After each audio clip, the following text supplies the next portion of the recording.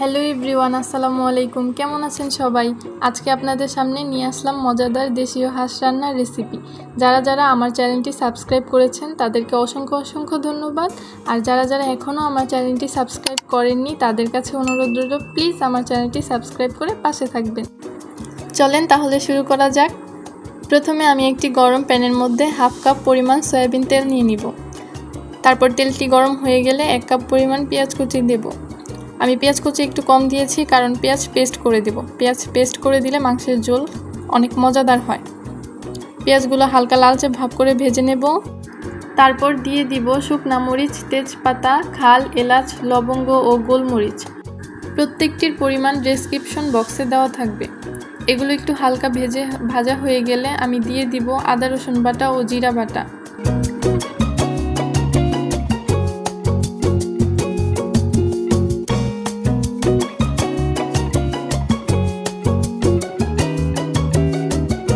খুব ভালোভাবে ভেজে নেব যেন মশলাগুলোর কাঁচা গন্ধ না আসে।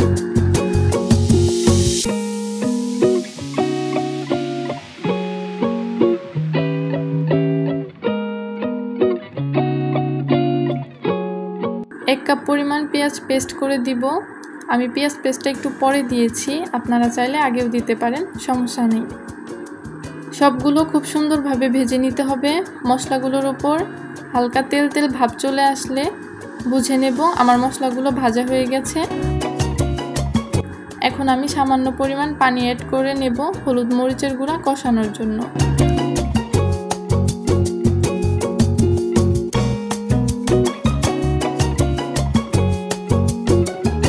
এবার দিয়ে দিব হলুদ মরিচের গুঁড়ো ও স্বাদমতো লবণ।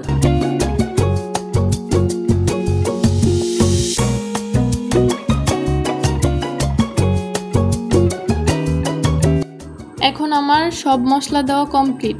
মশলাগুলো সব উপকরণ খুব সুন্দরভাবে কষিয়ে নেব 5 থেকে 7 মিনিটের জন্য।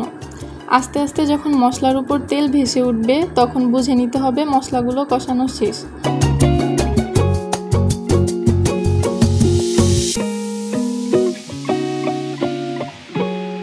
আমি এখানে 1 কেজি পরিমাণের একটি হাঁস নিয়েছি।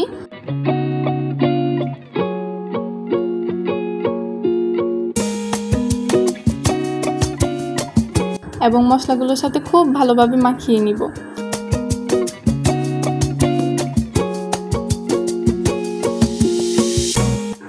ভালোভাবে মাখানো হয়ে গেলে ঢাকনা দিয়ে ঢেকে 10 মিনিটের জন্য কষিয়ে নেব। 10 মিনিট পর ফিরে এসে দেখি আমার মাংসের পানি ছেড়ে দিয়েছে। হালকা একটু নেড়ে চেড়ে নেব।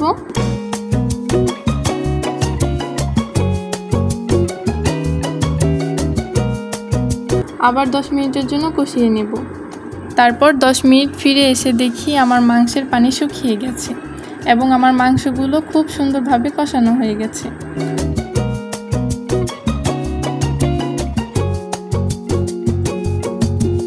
এখন আমি এর মধ্যে পরিমাণ মতো গরম পানি অ্যাড করে নেব। গরম পানি অ্যাড করলে মাংসটা তাড়াতাড়ি সিদ্ধ হয় এবং মাংসের স্বাদ বেড়ে যায়। তাই আপনারা চেষ্টা করবেন মাংসে গরম পানি ব্যবহার করার জন্য।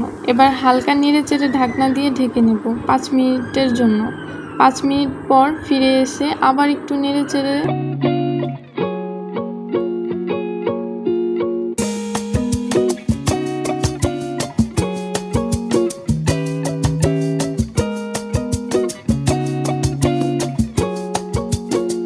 10 মিনিটের জন্য আবার ঢেকে দেব।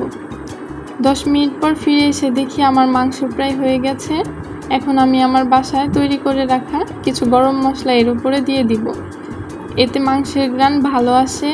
এবার একটু ভালোভাবে নেড়ে চেড়ে নিব 5 মিনিটের জন্য। 5 মিনিট পর ফিরে দেখি মাংস রান্না কমপ্লিট হয়ে গেছে। আপনারা যারা হাঁসের মাংস খেতে পারেন না ও গন্ধ আসে, রান্না মজা হয় না, তারা একবার হলেও বাসায় এইভাবে ট্রাই করবেন। বারবার এইভাবেই খেতে মন চাইবে। অবশেষে সবার কাছে একটা অনুরোধ রইল, যারা আমার ভিডিওটি দেখতেছেন সবাই আমার চ্যানেলটি সাবস্ক্রাইব করে আমাকে সামনের দিকে এগিয়ে যাওয়ার জন্য উৎসাহ দিবেন। এতে আমি আপনাদের জন্য আরও ভালো ভিডিও নিয়ে আসতে পারবো। ধন্যবাদ সবাইকে। আসসালামু আলাইকুম।